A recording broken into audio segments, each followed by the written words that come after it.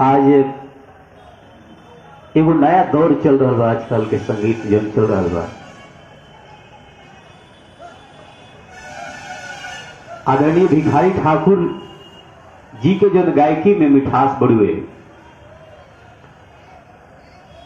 पुरानका जितना गाना बढ़ुए भोजपुरी के, वो सब मिठास जो भी बढ़ुए, आज के आसमान जमीन के अंतर बढ़ुए। पहले के गायकी से, पहले के गीत संगीत से संस्कार झलकत रहे। आज के गीत सुनो तो कुछ संस्कारी हो जाए, कुछ संस्कार झलकता। तो बहुत ज्यादा समय ना लेते हुए, हालांकि कुछ इंस्ट्रूमेंट भी नहीं थे, म्यूजिशियन भी नहीं थे, भाग दौड़ की जिंदगी में इतना लोग व्यस्त बा इन्हें उन्हें, तो ऐसा चाह सब लोग ध्यान आकर्षित हो जाए।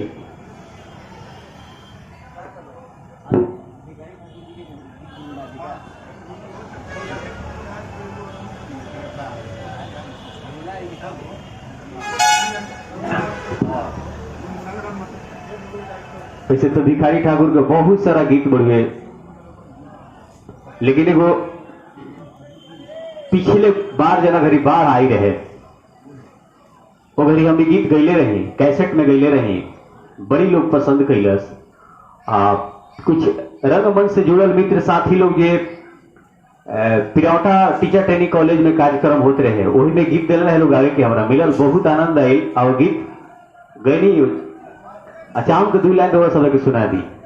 आदरणीय भिखारी ठाकुर जी के गीत, बाढ़ पे गीत।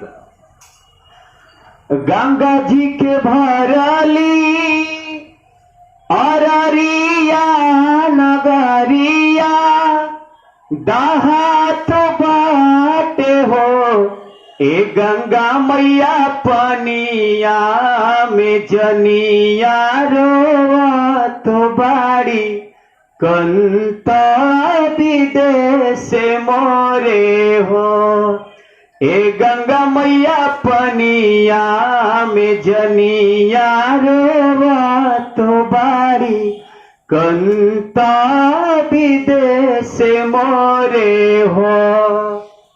घरवा में धारावा बहुत बा पुकारावा, होखत बा पुकारावा, होखत बाटे हो ए गंगा मैया तनावा में अनावा मिलत नइखे, नैना से गिरे लो रे हो ए गंगा मैया तनावा में अनावा मिलत नइखे, नैना से गिरे लो रे हो।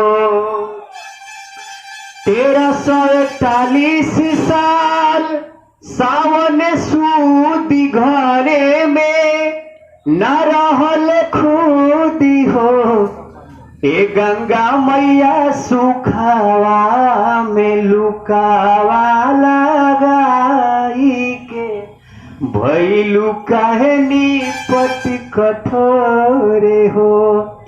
कहत भिखारी हरिओ में आई गीत गा के चितलाई हो ए गंगा मैया जन्म जन्म